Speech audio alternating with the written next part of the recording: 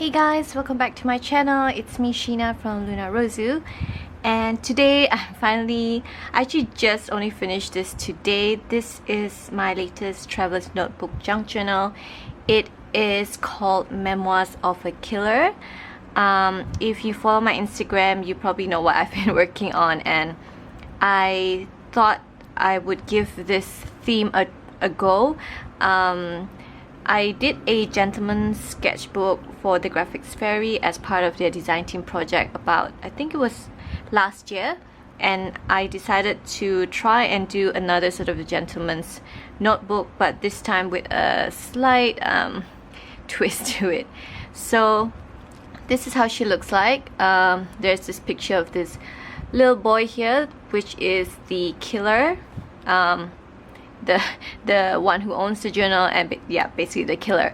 And so there's a bit of wax seal here. There's two here, and that's the cross, and that's some like stars and astronomical kind of pattern there. So I mixed the wax seal with black, so it kind of gives this sort of like half black, half red, which I thought was really cool to go with the theme.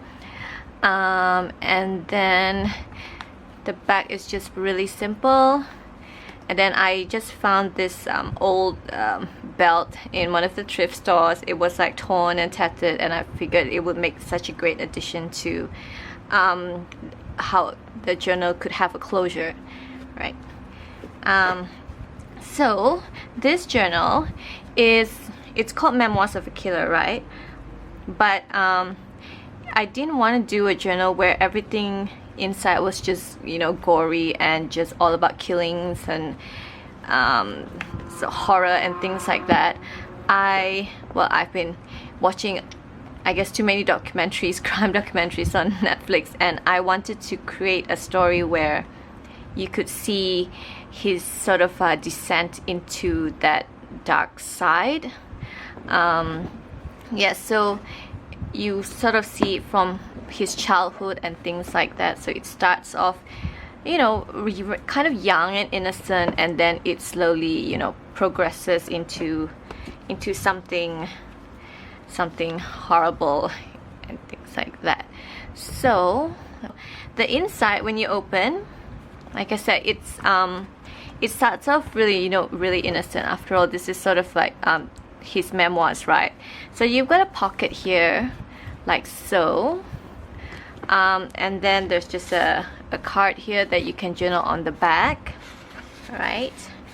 And then here we have the sort of his parents. So as a young boy, you know, he really loves, you know, his parents.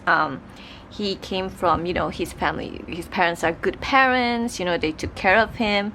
So for me, I sort of believe that killers are, they're not born that way. I feel like I believe that they're made. So it's kind of nature versus nurture, and I'm on nurture's side. So as you can tell, he really loves his parents. So this is a picture which is of his parents supposedly, but this is from Tim Holtz, one of the photo booths. And then here is a real letter here, a real love letter. So that I imagine would be one that his dad wrote to his mom. And then this is a real vintage greeting card. It's an engagement card that he's kept of his parents' one. So I figured, you know, and I try to keep not so floral, even if I do have florals, is, you know, red roses. So you see most of the flowers are really just, you know, red roses. And I thought, you know, he would have kept this as you know, memories of his parents. And then on the next side here, right, hold on, so you have this little baby photo here. This is of him right there. So the journal is pretty grungy, so if you're the neat kind of person, this might not be it for you. But if you love how things look, you know, really from yesteryears, or like it's been, you know, thrown under the library books or things like that in the attic, then, you know, I think you would appreciate this. So there we go. And then there's just this writing here that says let me see if I can zoom in. Will it zoom in? Yeah, so this is one of Kemp's earliest photos, I think, pictures, so I thought that was really appropriate to have in there. And then we have also another vintage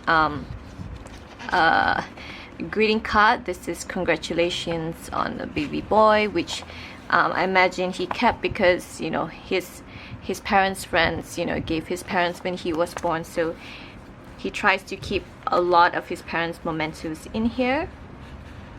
And then you see the side is a vintage children's book. This is actually, I lucked out and I found one that's in German, so I thought that was really cool with illustrations.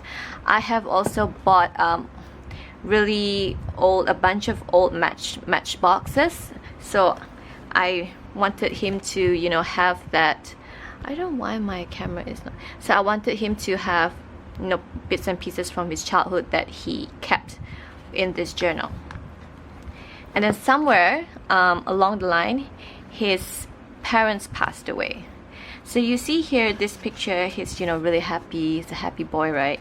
And then when you go to the next side, it's, you know, raining and whatnot, so I thought that was the perfect way to, you know, represent that part of his life.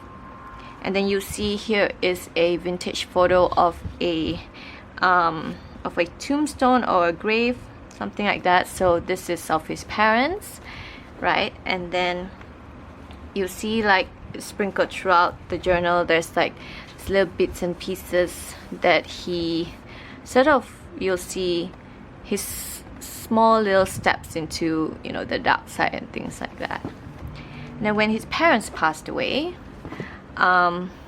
he had to live with his grandparents, and that's when everything went downhill. So on the next page, you'll see another red rose here, just to symbolize like the death of his parents.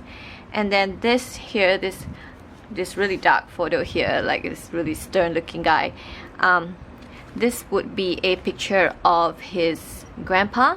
So his grandpa was very abusive towards him, and the grandpa was, you know,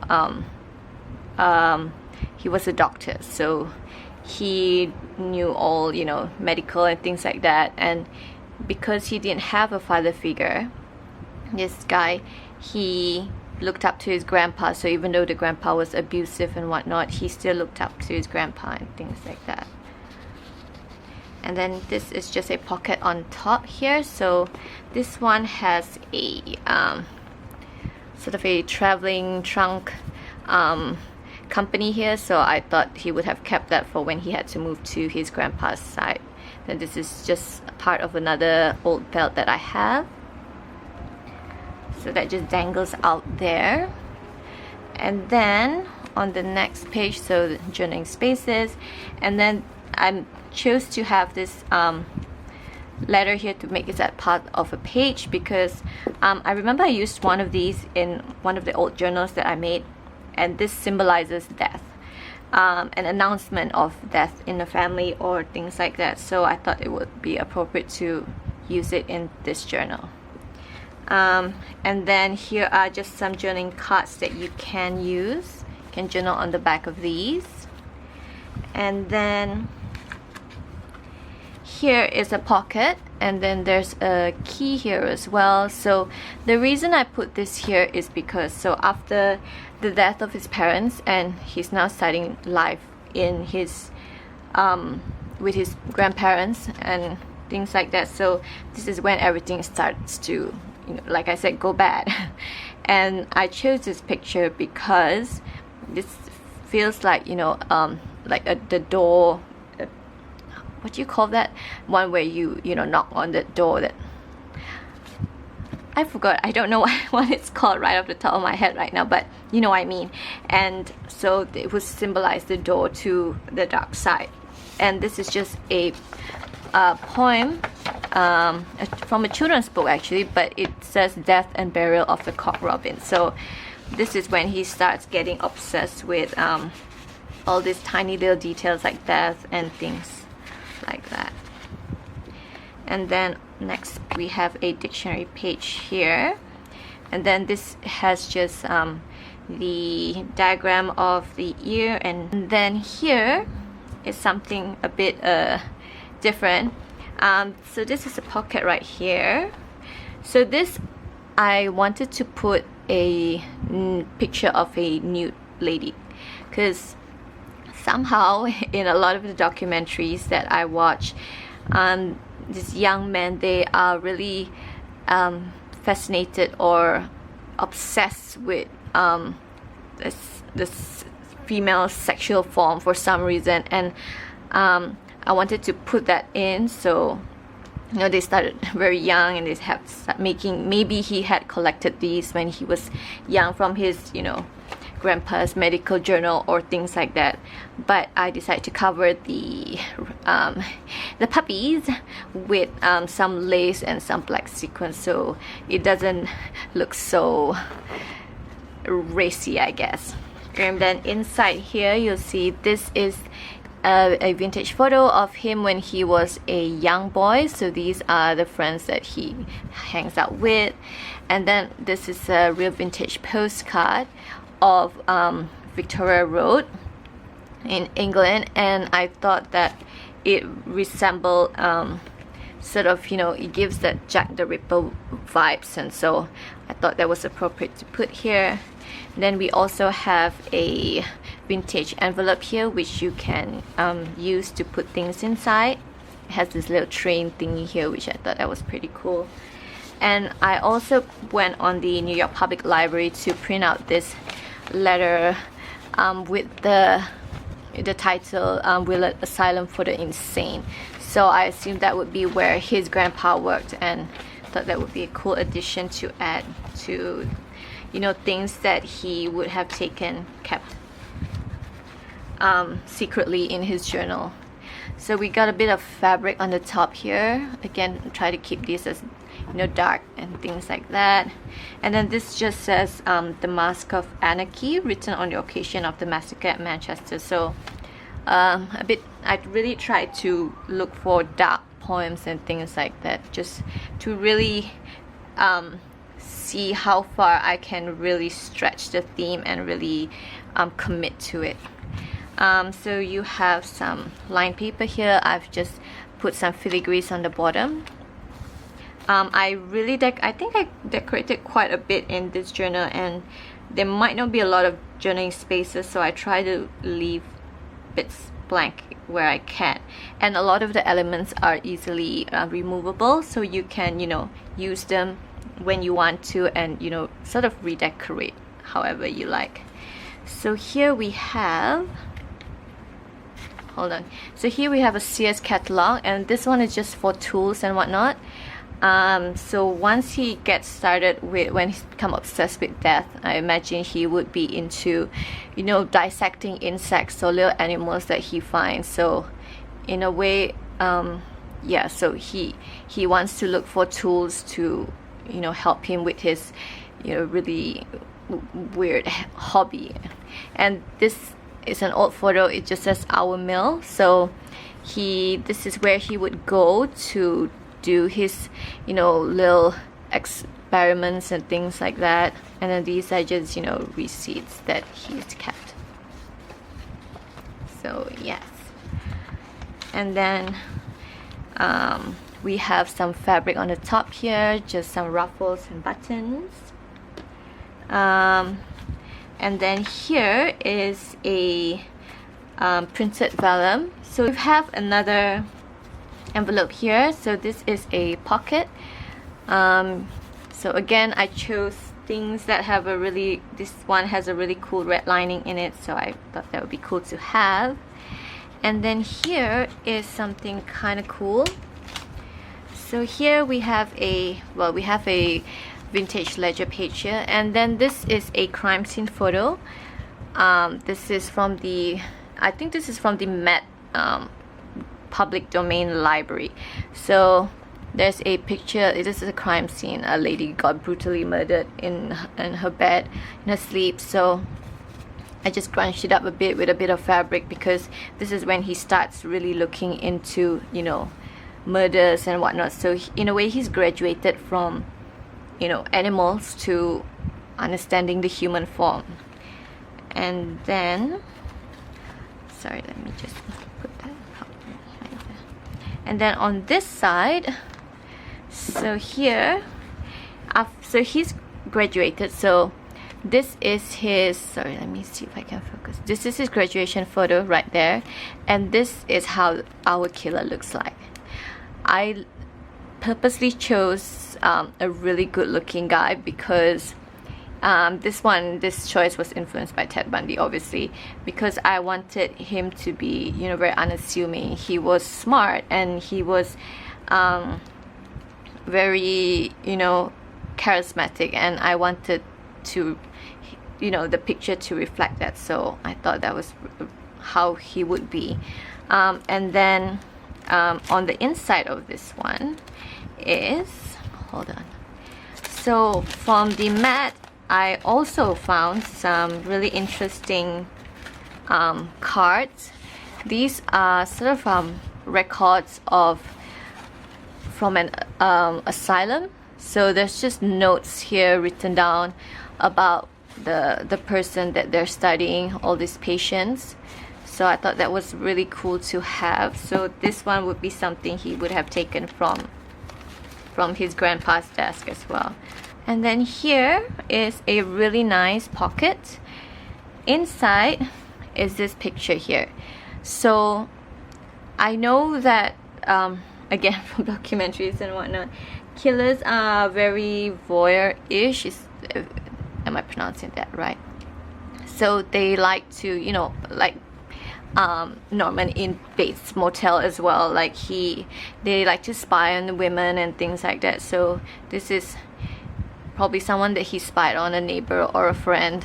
So this is something that he would have kept and, you know, secretly in here. And this is a real vintage piece. I forgot the name of this. This is one of those hard cardboard pieces of like old photographs. So I chose to include this in because it has a cross here, and then this lady is just like hanging off that one, and in a way she's like trying to escape death and whatnot. So again, the mind of a killer, you know, somehow they all seem to have connection with religion or some sort of like that. I guess a ritual kind of. And then here is just a gentleman's letter writing book, and he graduated from the Harvard medical school, so I thought that was appropriate to put here. And then just some random circles in red. And then this is kind of cool that I found on the New York Public Library. So here, right, we have this picture here. This is from Tim Holtz. So this is the first ever lady that he is obsessed with. So they probably met at the Harvard school, and he is obsessed with her. So this is kind of his first victim, I guess. So I found this on the back is a sort of handwritten thingy with a lock of hair here. This is printed, by the way. This is from the New York Public Library, so I just add a ribbon here for that three-dimensional effect, and the Tim Holtz just to, you know, sort of give that freaky stalkerish vibe as well. It kind of looks real, I think, the hair. So this is his, you know, first victim. So on the next page is just a postcard that she, because they knew each other, and so that she gave him, so he kept it as a memento. And then we have a blank page here, so finally more journaling spaces, and then just a fabric tab on the top with some red lace. This is an old ledger paper. The other side of the envelope with this really gorgeous red lining. And then here is a pocket. So this is where things sort of, like, he sort of made up his mind that he was going to kill her. He was going to keep her for himself. And this is kind of his research page, I think. So here we just have a weekly read of, you know, just something about death and things like that. And then here This is a real vintage ticket, and then just some more journaling space inside here. But the reason I had this printed out because this is an ad for embalming. So I thought, you know, after he kills her, he would probably have wanted, you know, to keep her beauty, you know, as is. So it would have some embalming, you know, techniques or tools that he would have wanted to use. So that goes in here. And here we have, again, this is and part of an anatomy of the neck. So he's researching on ways, you know, like where he would, you know, that, yeah, you know. And then this is just a gorgeous printout. I think this is from the Graphics Fairy. So I love that it sort of mimics, you know, blood, red cells and things like that. So I thought that was pretty cool. And then more journaling spaces, the other side of that CSN robot catalog. And then this line paper, at the beginning it was lined on the bottom right, so this one I decided to put it on the top here. And then we also have, here's a bit of a freaky image here. It's like, it's from a doll to a human being. So I thought that was kind of freaky. Yeah. And then here we just have some vintage letters that is just, you know, kept up like that. It opens up like so. So these are really fragile pieces. I just really wanted that look where he just sort of, you know, this is a real diary kind of. So you see this page here, it already has red stains, so you know you were about, you know, things just got real bad. And then on this side you'll see more blood stains, spatters and things like that. So obviously here is where the mother, his first taste of mother finally happened. And then this just says miserere. I'm butchering all the words, I think. So I think this means have mercy. So I thought that was really appropriate song sheet to have here. And then this is just the other part of that encyclopedia page on the ears. And then here, right here, so after the mother's been done, there's a bit of a police thing here, an address and whatnot. So I thought, you know, after his first kill, he kind of thought he had a slight remorse, so he might have wanted to confess or turn himself in. We don't know, but I don't think it happened, because right down here is actually his confession. So if you open this part here, this is just another religious card. So I thought, you know, he would be praying in a way. I don't know, again, like I said, this is just in the mind of a killer and things like that. So the blood stains are really intense here. So by the way, these are poster colors. And then here is just keepsake from her. So if you notice, this one has like the checkers pattern and this really soft pink color, right? And if you remember here, the lady that he was obsessed with, I'll see if I can, she's wearing also checkers, or was it plaid, with a pink inner shirt. So like I said, that I really wanted to try and, you know, push myself and create this story in my head to life. And so I try to find something totally similar if I could. And then this just opens up like that. So this is just an old vintage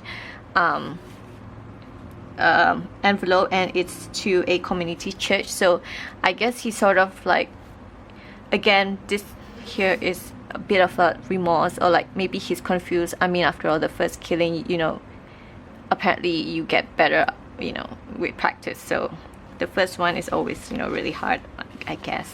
And then this one opens up like so, like that. And then you have his confession here. So this reads The Confession of a Lover and a Murderer. Again, this poem, I did not write this. This was from online. I'll link it down below where I found the poem, and then this is just the author that wrote. So she wrote this poem, and I thought that this was kind of perfect. Perfect. And then, yeah, so again, the theme is kind of morbid, so again, I don't know who is going to want to purchase this. But I really enjoyed doing this. It was really interesting to me. Yes, so let me just clip this back on.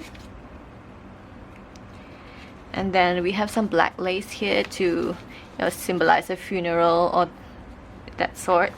And then we're almost towards the end. And then here on this page we have a collage of a vintage book of missals. So again, a lot of sort of religious kind of ephemera in here. And then this letter here that I tore to collage here, it just says, it's just, you know, melt to a reverence. So I thought that was really interesting to collage together as the end of his memoir. And then this one is a postcard that I have, which is really cool. It's just, again, I'm assuming this is Catholic, and then you have all these priests here praying in front of the altar, and you know, it's very ritualistic, which is kind of what he might end up, you know, killing, is I guess part of a ritual. And then on the back, on the last page, yay, we found it at the end of the nightmare. So here, you'll see on this side, you know, you have two journaling cards, right? But the twist is there's another two ladies here. So I guess, you know, you could have a part 2 of his memoirs. Like, again, like I said, this is, you know, his first killing. So at the end, you notice that you'll find 2 more ladies here. So, but you're already at the end, so you're not sure if did he already kill them or did he not, or is this the 2 ladies that he's stalking? Are they the next prey? So I thought that was, you know, kind of interesting to have. So I put it like that. So it's, you'll never know. And then this is just a postcard of Paris, on where he would make his next journey. So he could continue his killings there, we don't know, but it's just sort of a an idea of where he would go. So if I ever do a part 2, it'll probably be, you know, killings in Paris, I don't know. So this is just, yeah, so guys, this is my journal of the memoirs of a killer. I really had fun doing this, and I hope I didn't freak anyone out. Yeah, so I hope to see you in my next video. This time I promise it'll be a much lighter topic. So have a great week, guys, and I'll see you in my next video. Bye.